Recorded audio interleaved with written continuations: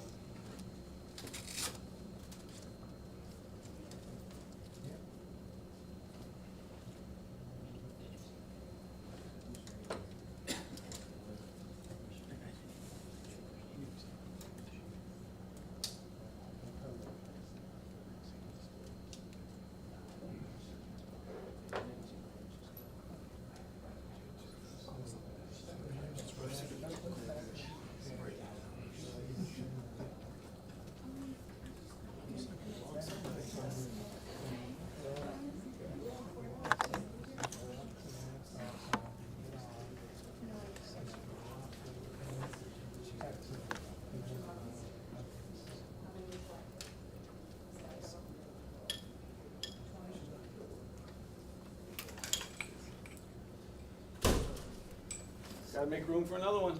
You can move up anywhere. These are my guys. They can move a little bit, or it's gonna be.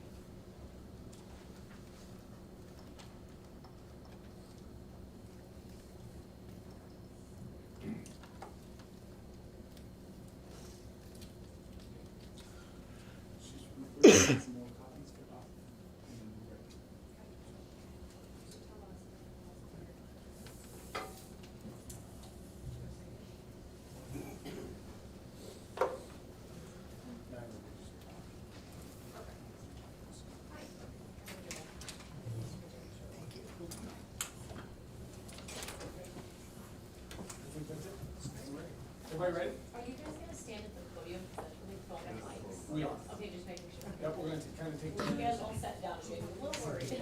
No, we knew that this is what you do, so we're gonna give you a focal point. Can I ask you one additional question? When you go up, can you tell us your name, spell it for us as well? Yes. Your title. Yes. Yes, thank you so much. Okay. Well, I guess I'll start. My name is Adria Bergeron. It's A-D-R-I-A. Bergeron is B-E-R-G-E-R-O-N. And I work for the Muskingum Watershed Conservancy District. So to start, I want to say good afternoon and thank you so much for being here today. Before we begin, though, I do want to express our most sincere sympathy and our deepest condolences to the family and everyone who was affected this weekend at the lake. It was obviously a very tragic incident, and our hearts go out to everyone who was affected at this time. So it's very, very difficult for everyone, and we just want to express that first.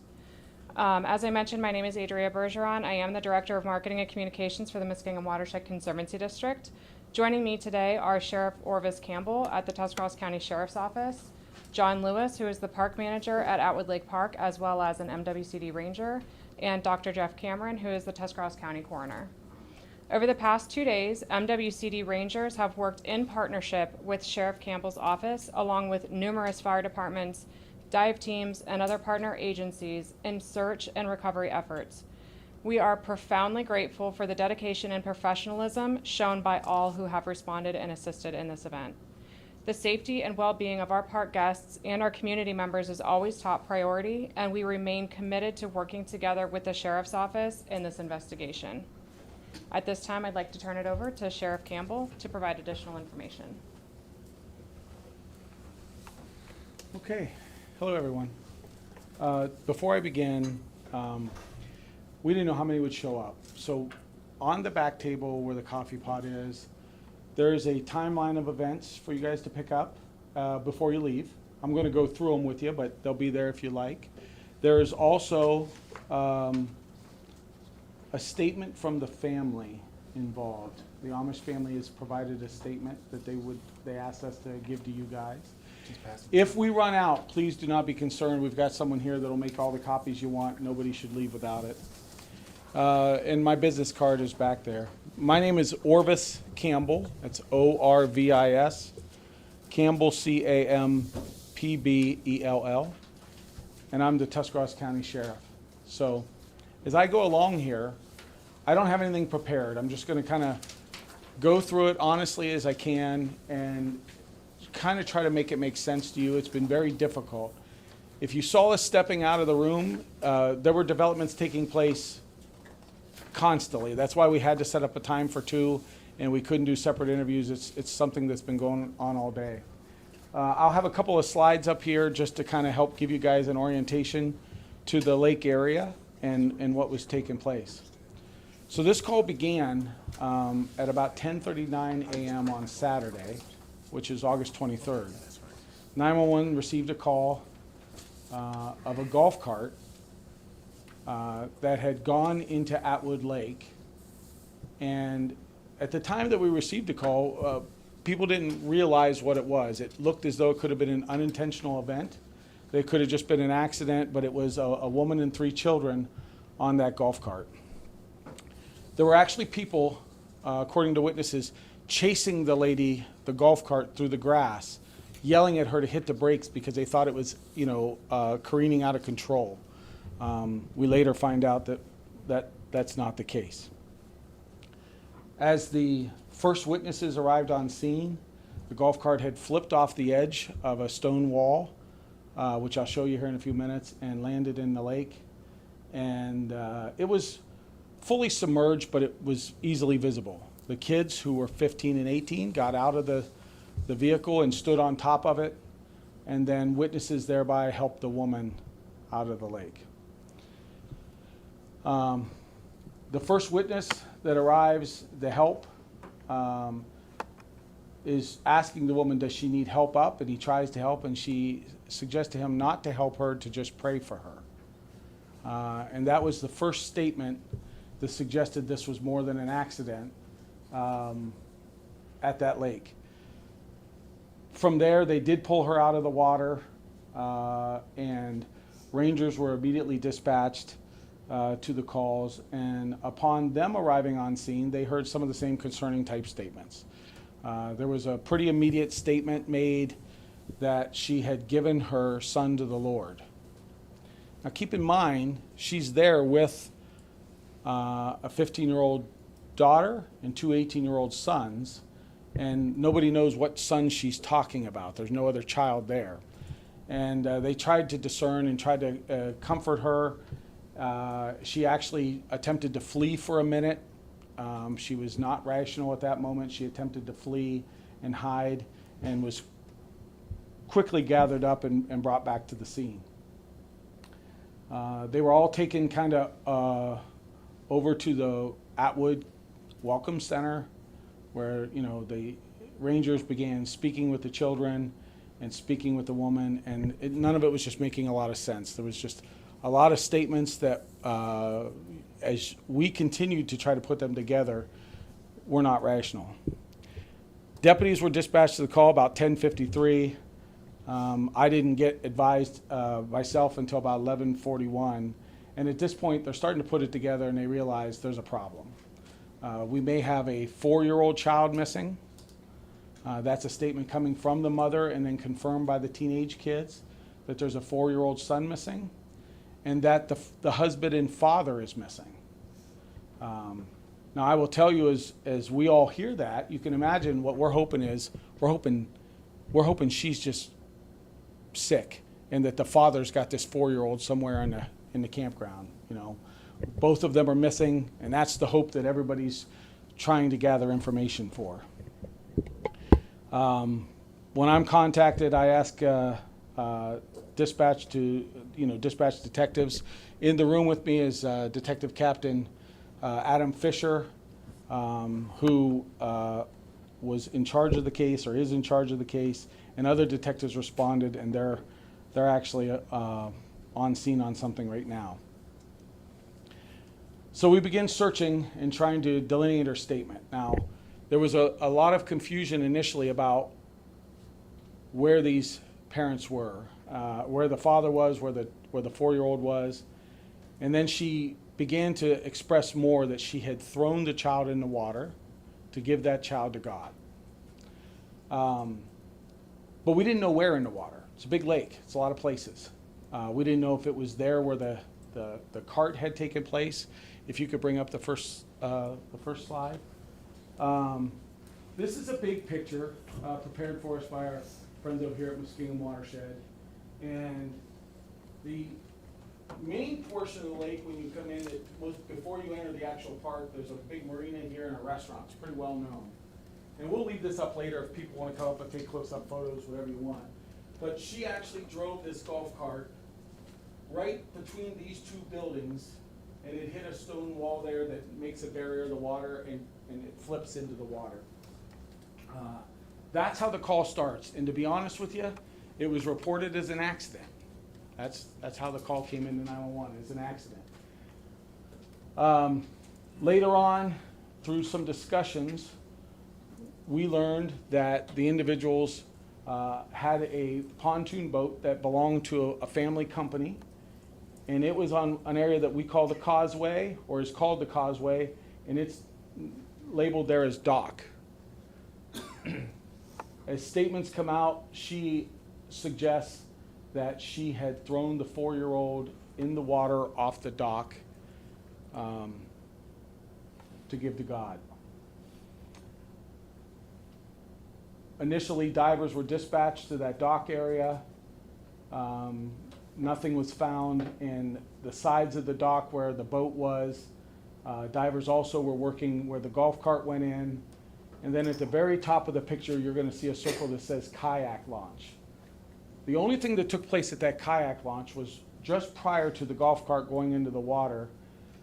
The mother and the children were witnessed huddling very closely, heads touching, praying very intently next to the water by the kayak launch. So much so that it actually scared some witnesses. They thought they were crying, they were emotional, and they didn't know what was going on. That was before the crash or anything. So as the search goes on throughout the day and we're checking bodies of water, we learn about this praying incident at the kayak launch. So we had divers in there as well. That's a very shallow area. It was easy. It was an area that we didn't need to do very much at. But I bring it up because I know the social media community was talking about searching at the kayak. It solely took place because they were praying there, and it was described as a concerning moment, and we decided to check that water. The actual incident that we're going to discuss here only took place where the golf cart crashed, and then the rest of it at the dock. Captain Fisher, when he was dispatched, I asked him to go directly to the hospital. So you'll notice that there's some time delay before we get involved, and because she was uncooperative, a decision was made to have her taken to the hospital for evaluation. Her statements were radical. She had run from them and hid in some weeds and was easily captured. Her statements were bouncing around, so they felt the need to get her some medical help. Captain Fisher went straight to the hospital before coming to the scene, and he did his first interview with her at 12:20 that day. It's been one of the most difficult cases placing the statements together, and I want to word this carefully because I don't believe the mother's ever lied to us. But the statements not made sense a lot, and then in a second interview, it made a little more sense, and then we were able to add pieces from the three children. We were able to kind of paint a picture. But she's been relatively truthful with us, and she has indicated every time she's been spoken to that she put the 4-year-old in the water to give to God. Now, in her statement, what she says is that she and her husband went to this dock and they jumped in the water because God was speaking to them and telling them to do things. Things to prove their worthiness to God, to show their faith as complete. And they didn't do very well in those. Some of them were bizarre. Some of them were just swimming exercises. The most bizarre was that God told her to allow herself to be swallowed by a fish. As bizarre as that sounds. And I tell you that statement not to make fun, but I tell you that statement so you can have a picture of how difficult it was to communicate with her. It just wasn't making a lot of sense. They get up out of the water after a while, and they decide it's silly, and they decide to walk back to where they were staying in a family company-owned RV, which was over in this area. We intentionally not pointing out where their camper was, but it was over in that area. So they walked all the way back. When the husband got back to the house, according to the wife, he felt very disappointed in himself because he didn't do very good in his task because he didn't have enough faith. And he turned and immediately said, I'm going back to the lake to swim to the sandbar. Now, the sandbar, I'm not a lake expert, guys, but the sandbar is way over here somewhere.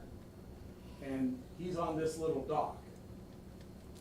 His brother had told us he could swim, but he wasn't a strong swimmer. And she said he left their RV again at about 5:30 in the morning after getting right back home. Keep in mind, he hasn't been asleep at night, and he's heading back there. For the longest time, we weren't sure if that was true. We didn't know if we could believe her statement.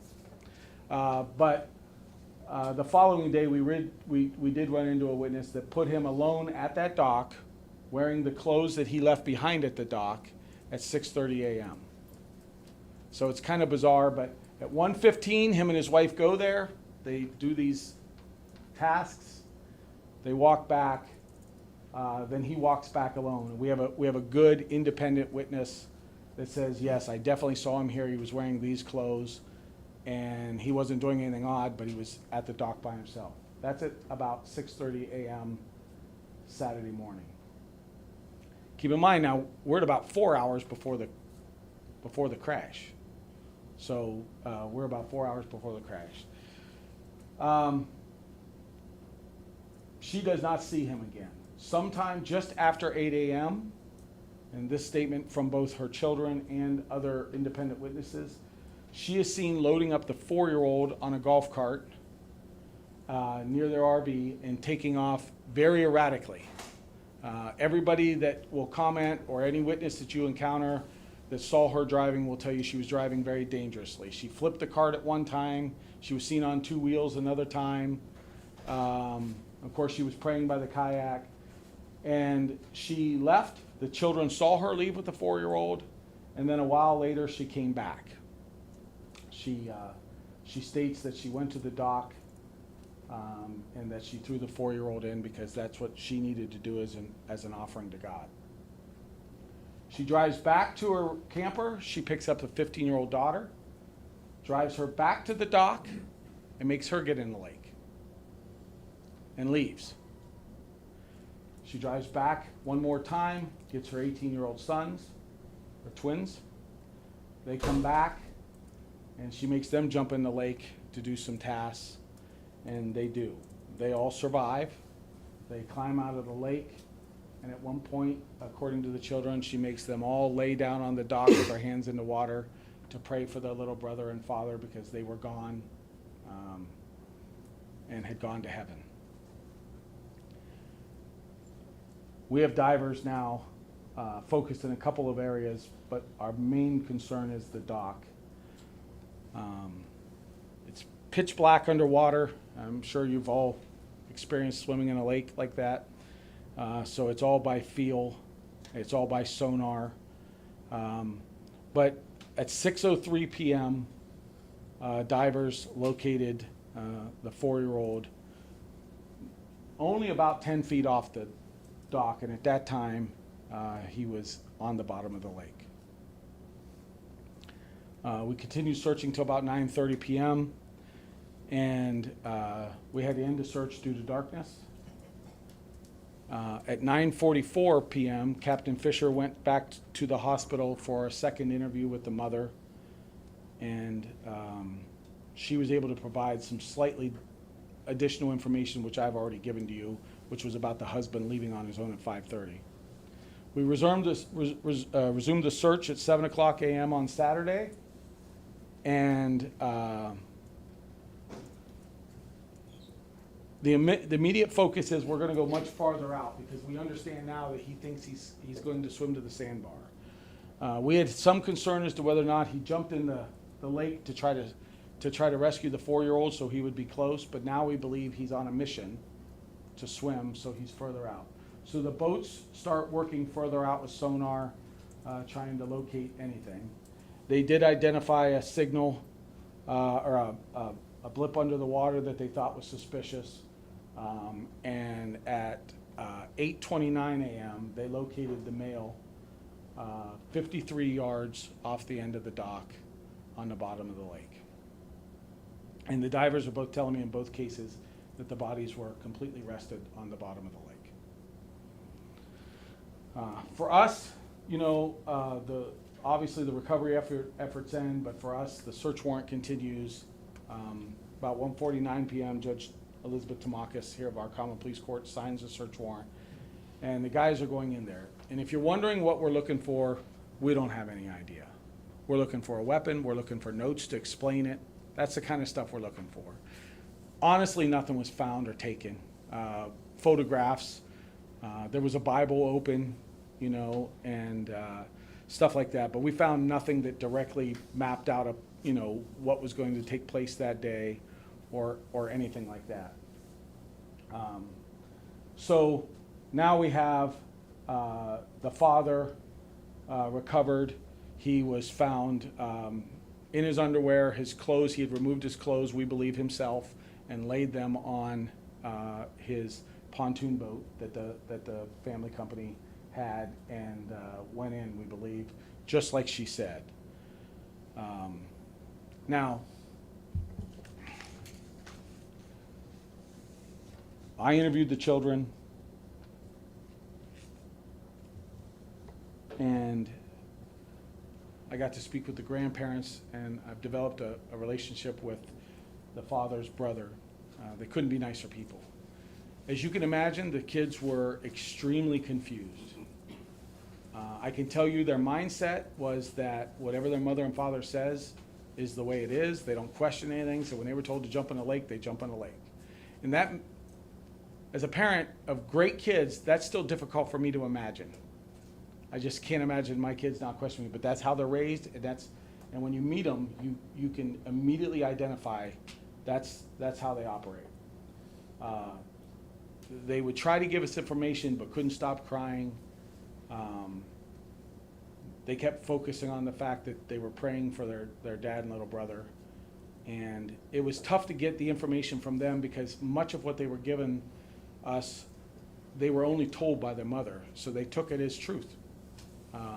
And then when we would separate, listen, were you told that or did you see it? We got, we got a little further. The kids were then, by law, we would involve Job and Family Services. That took calls to both Tuscarawas and Holmes County because the family resides in Holmes County. And with our blessing and thanks, they were able to release those kids, to the family over there. And we have complete confidence that this family will take excellent care of them. The family will tell you that, in their own statement, but we're aware of some issues with especially the mother, but also the father. But there were never any discussions of harming anyone. They had some religious beliefs. What we recognize is this: she was clearly in mental crisis, no doubt about it. You talk to every witness or every first responder, she was in mental crisis, and it just simply manifests itself in what we call a spiritual delusion. Outside of that, I'm not going to try to speak to it because you can look at me in this uniform and know I'm just not qualified. I'm not a mental health professional, I'm not a doctor, and we'll let those people do that. She's remained cooperative with us up to yesterday, and at this moment, she's still in the hospital. So I know that I'm going to end here fully expecting a bunch of questions at the end, and we'll try to answer everything we can, and I'm going to introduce Dr. Jeff Cameron here so he can release his portion, and we'll go from there.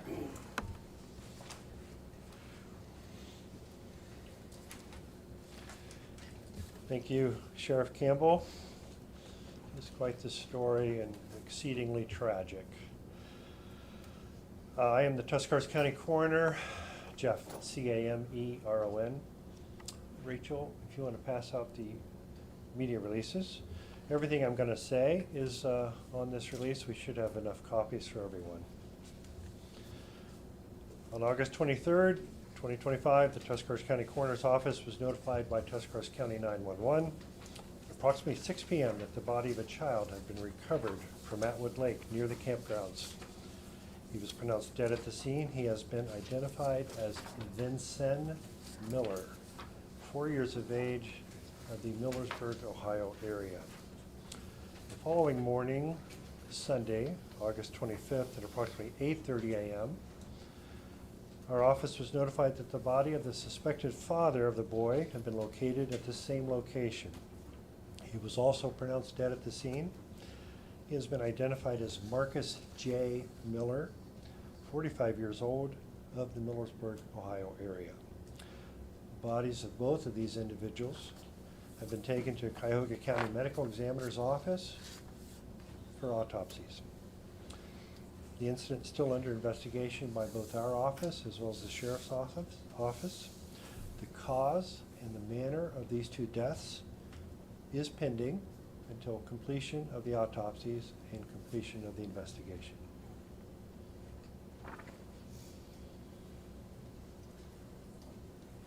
So I think those were the prepared statements, but we know there's going to be questions.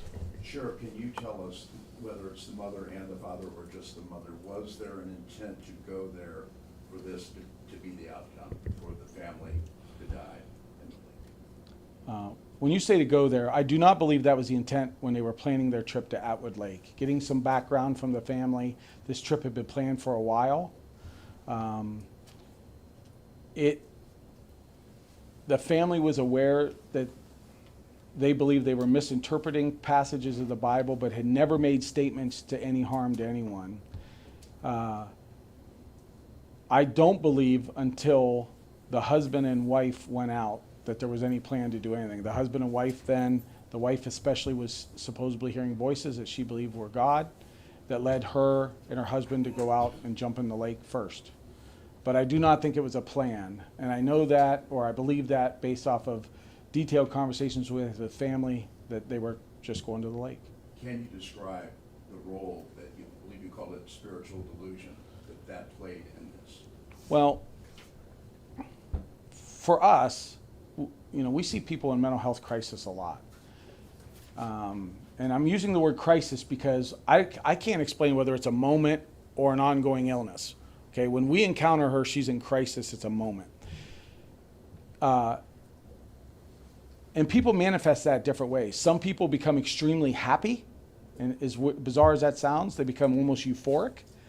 And some people become more doom and gloom. Hers seemed to be more doom and gloom and focused on the part that they were not good enough people and not worthy of God's love, and that they had to prove that. I can tell you the family had talked to them before about ideology from the Bible, but they had never heard anything about wanting to die, needing to offer anybody up to God, or anything like that. As far as the husband, did he play any role in any of the, for instance, taking the life of the 4-year-old, or do you think his reaction is totally separate from that? We believe, from her statements and from the timeline we were able to put together with witnesses, that he had nothing to do with the 4-year-old going into the water, or of course had nothing to do with the 3-year-olds later. So. Now, you talked about how she picked up the 14-year-old, asked them to swim, came back, grabbed the 18-year-olds in the sequence of events. What happened? Did the 14-year-old stay in the water? Did the 14-year-old come back with her? Were they thrown in the same area of the water? Okay. So, good question. If I said 14, I was incorrect. She's 15. The daughter's 15. The 2 twin boys are 18. So if I said 14, I'm sorry. It's our understanding that she drove the daughter individually back to the same point where she put the 4-year-old in, that she had the 15-year-old jump in, and that she left the 15-year-old to go get the 18-year-olds. So I wanted to point out the area of camping over here, just because I wanted you to be able to picture the amount of time it takes to drive your cart over to get them. I don't want to point out the individual. First of all, this is a historic photo. None of the campers are probably the same. But secondly, this has nothing to do with the rest of the family and the company that have that RV. But she left the daughter in the water and came back then with the sons and had them jump in. I can't give you a time as the amount of time she made them stay in the water. I just know that at some point she became satisfied that they had proven their worth or faith.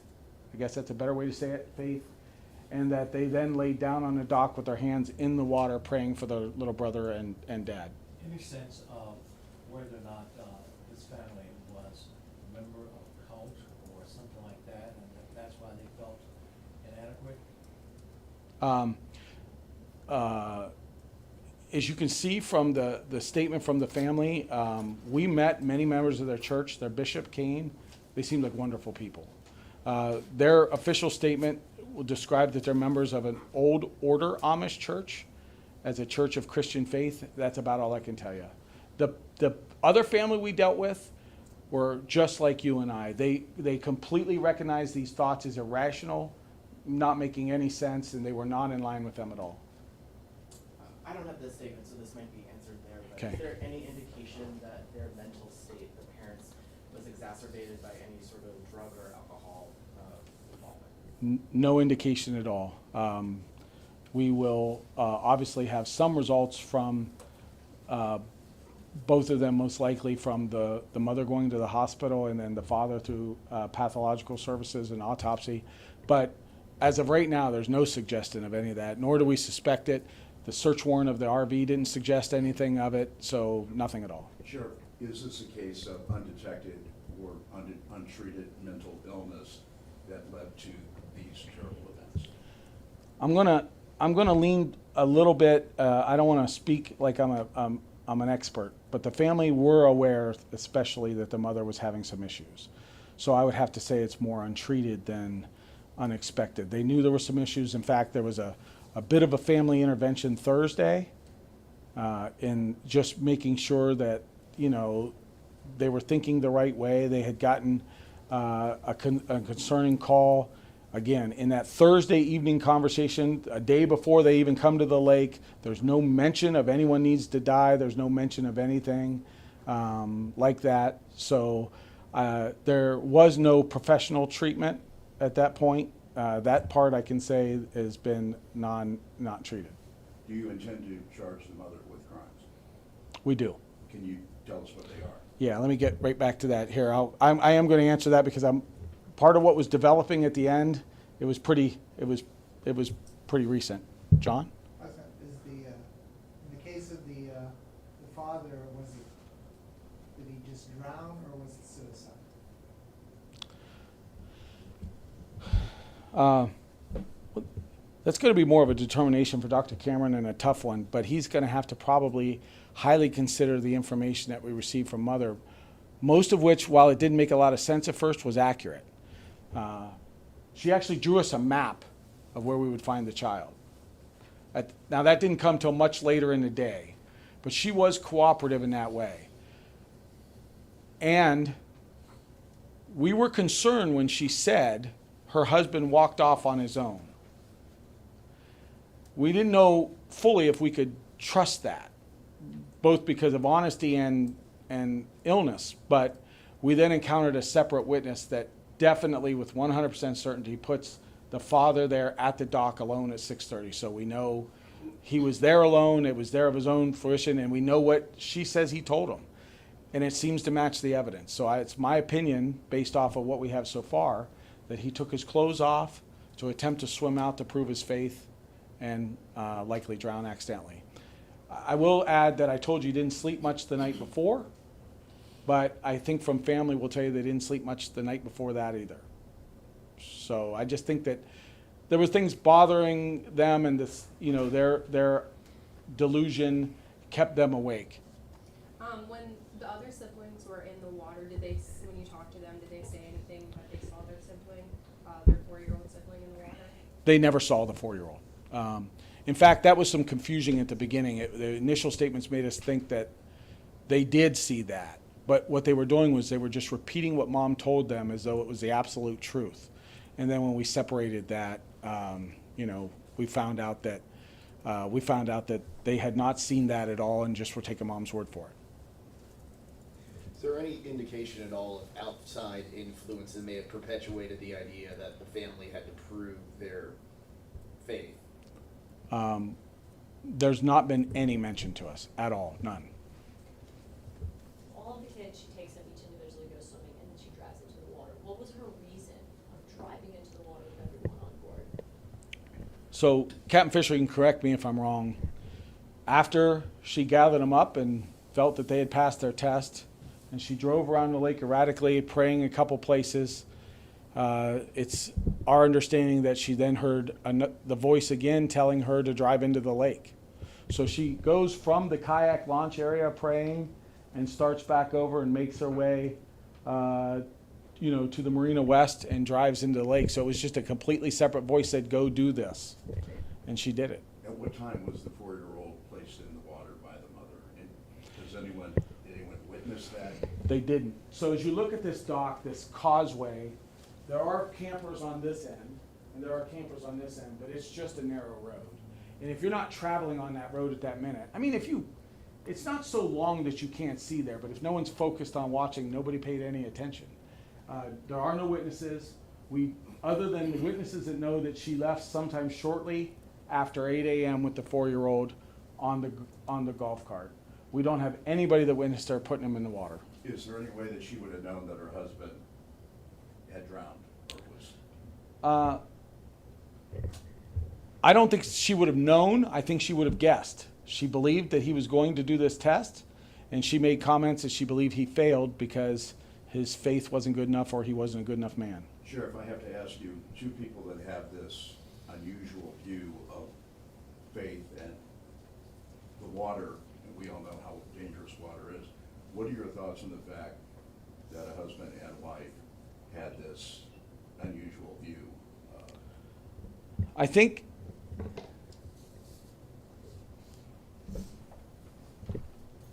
you're asking my opinion. Yeah. Because my opinion is not based on any fact. But we've seen this before, you know, the phrase, don't drink the Kool-Aid, when people can be convinced of what's right, when there's no reality to it, and how something completely irrational and who makes no sense to any of us, that like-minded people can be convinced of that. We see it in politics, we see it in these irrational things that go forward. I think this was a husband very devoted to his wife. I think they were also devoted to the Bible, and that just manifested itself incorrectly. And I don't think there's making a lot of common sense out of it. I just really don't. The scene of the kayak launch with, she was with the older children and they had their heads bowed and they were crying. Is there any indication that she told them what they were going to do? Is that, are we to believe that she told them that they were all going into the lake together and not coming back out? No. I think at that point, they were just praying in different locations for their brother and father. Am I right? Did Adam? the other children know that she had placed Vincent in the water? Yes. That he was gone? Yes. That's why they were praying for them. She had told them that she had to give their brother to God, and there was a test. And, you know, I mean, I told you guys earlier about the statement about being swallowed by the fish. I know how ridiculous that sounds, but I thought it was an important statement to make because I think it's the statement that's so out of out of reality that it would help you guys understand just how far the mental process had gone here. Yes, ma'am. So the 4-year-old went before the father?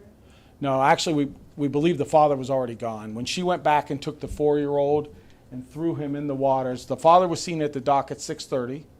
He wasn't seen in the water, but he was seen at the dock. She doesn't go back till after 8, and she indicates she did not see the father. The clothes were already on the pontoon, and he was gone. And what kind of rituals were the kids performing? They were just told to tread water and swim and wait and swim in different positions and stuff like that. It was just whatever command that they were given to test their faith. So it wasn't anything specific that wasn't like a ritual you would define as a ritual. It was just like, oh, he wants you to float in this position for so long, that kind of stuff. And these were commands given from the mom to the kids? What's that? These were commands given from the mom to the kids? Yes. Can you tell us what the other children said when she was driving, what she was telling them, what we're doing as we're driving recklessly toward the lake? I don't think there was any discussion at that point. One witness said the kids looked terrified. I don't think there was any planning. I don't think she was cluing them in. From the moment she got out of the water and said that she had offered her son to God, there was a time when she was singing. And she was also singing at the hospital. So I'm not sure that they even had the time to discuss. I want to go back to the statements from the witnesses that said every witness that saw that cart moving said it was moving extremely dangerously, turning and almost toppling at every corner. So I don't think there was a lot of discussion going on. It was not a leisurely drive. Once again, can you crystallize what she said and what you were able to gather, what her husband's view of being at the lake, what they were trying to accomplish? Boy, there's a lot of guessing there. Well, I think according to family, the day before the lake, they went to the lake, they were just going to relax. It was actually, the day they arrived at the lake was actually the mother's 40th birthday. And they were just going there for a weekend. That's why this family had bought this RV and camper so they could do it. Now, I don't know that there's any discussion that day that they were going there for anything other than relaxation. But something changed at 1 a.m. when they asked a neighbor for the ride to the dock. And that's the soonest we know that there was a change or an intent. and then what was their intent going there? What were they trying to prove? They were their worthiness to God, their faith. For example, one of the statements she made was that God told her she could walk on water. She walked off the end of the dock and sunk immediately, of course, and was immediately upset with herself and blamed herself for not having enough faith. So again, it was just those kinds of things. Some of them were swimming positions. There weren't anything that you could describe or pull from a book as a ritual, but she believed she could walk on water, and she believed that she and her husband had to pass these tests to show their faith. And when they didn't, then Vincent became the price to pay for that. It was something they had to offer him for. Was there anything that she told you that seems to have precipitated these actions? No. No. The Thursday night incident involving family, the family just became aware that the father had made a phone call kind of expressing his love for the family. They thought that was out of character. They went over to talk to them, and she had talked about prophecies in the Bible and how she thought maybe the world was coming to an end, that stuff. Nothing to do with her children. They attempted to, and they thought successfully, convinced her that she was misinterpreting passages in the Bible, and that she completely de-escalated. And that after that de-escalation, they felt that not only did they speak differently, but that their body looked different. They looked relaxed. They didn't look, like they were in any sort of crisis state. The next day, Marcus went to see his brother and got supplies for camp. And his brother said he was a whole different person. He was happy, almost seemed sheepishly embarrassed that they had to come over the night before and have that little talk and intervention. And then they went on camping. Now, his brother did have some concerns. He knows that that's not magic, that stuff comes and goes, but he felt like they had stabilized. And he also felt like the lake, which is one of the most peaceful places you can be, would be good for them. Maybe they needed a break, a change of scenery, and some relaxation. So that was the hope. I actually have a question for the coroner.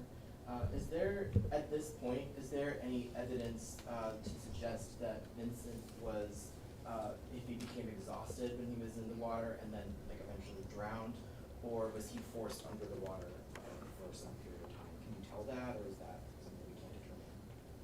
We'll have to determine that. Sure, where is the mother being held? Mother right now is being held in a locked mental health facility.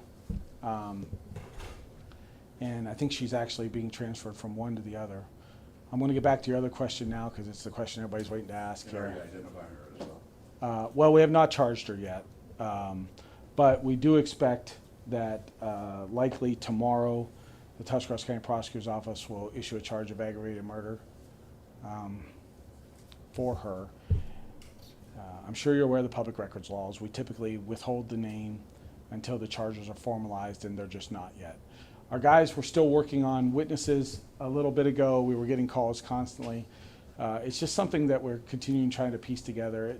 It sounds very simple, right? That you show up, she says, I threw my son in the lake, but we're trying to put a story that we can all comprehend together and piece this together in a way that the other family can heal. These kids are just devastated. There were multiple questions about how the kids spoke to us. I want to express that they could say a few words and then they cried so hard they just couldn't even get anything out. And then they would say something, express how they were praying for their brother and dad, but they were also trying to tell us what happened. It was, it was one of those extremely tragic scenes trying to talk to those youngsters. They were good kids, and the rest of the family that I met were good family. So, please take a look at their statement before you go, because there's a statement in there that they made that said, these events of the past weekend do not reflect our teachings or beliefs, but are instead a result of mental illness. I'm not qualified to say whether it's mental illness or not, but I can tell you from this family, this is not a cult-like belief.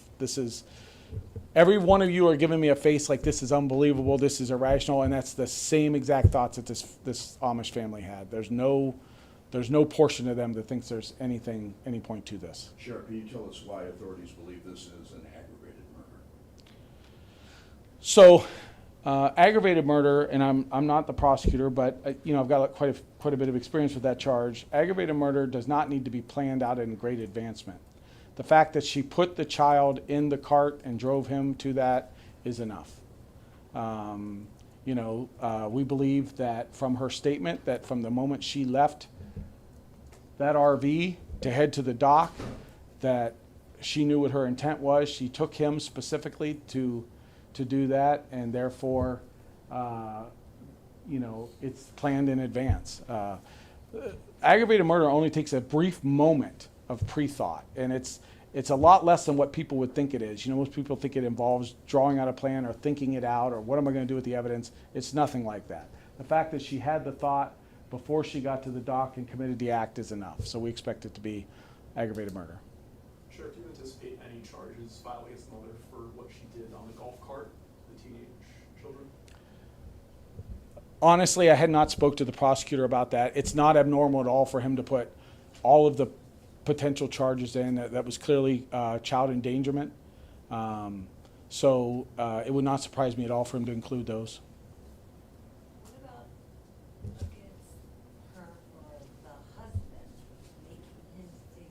No, Do you think I don't. any connection there at all?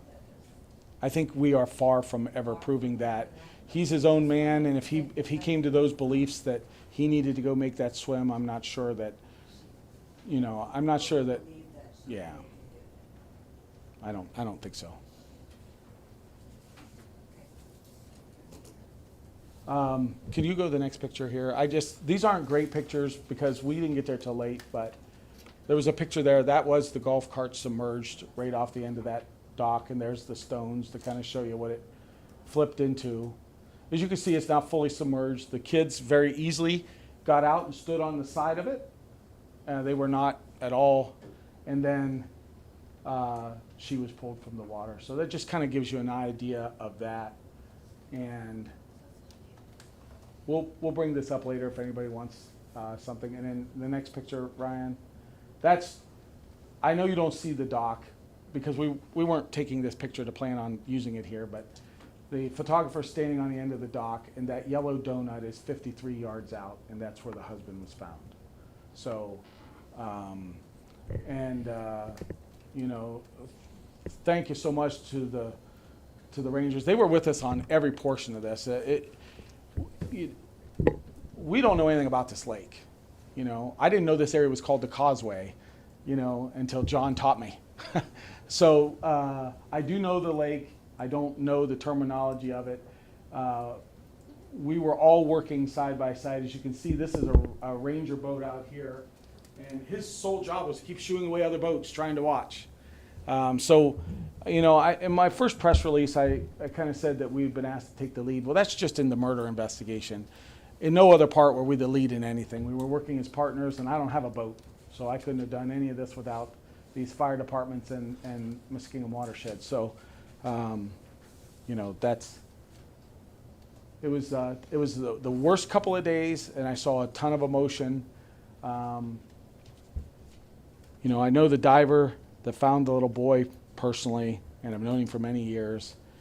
And I can tell you that he swam underwater directly upon him, and it immediately affected him. He came out of the water highly emotional. So, but if anything is good that comes out of this, it's the partnerships that we create. We trust these guys that we work with so much, and it was a great working experience through the most horrible case. Captain Fisher's had a whole crew of detectives. The coroner's investigator here, Rachel, was on scene with us both days. These are people that in this county, what's so nice is we don't have to call dispatch centers asking them. Everybody's got their cell phone, and it's just a quick text and a call, and we get the help that we need. How old is Mrs. Miller? 40. Yeah, the husband's 45 and she's 40. I looked at him because I was going to guess 40, but I wanted to make sure I was correct. So. Thank you, Sheriff. Anything else? Please don't forget the family statement, the timeline, and if you need to walk up here to get a better shot of that, if you're just using a cell phone, we'll accommodate you by flipping the screens back and forth. Adrian, do you have anything you want to say in the end, or are we good? Could we have those photos emailed to our newsrooms just so they could utilize them if possible? Just the same email that you sent the press release, you could send those photos to. You okay with that, Adrian? Yep, absolutely. Okay, just so you guys don't have to flip back and forth and you can just get it directly. Thank you Yep. guys.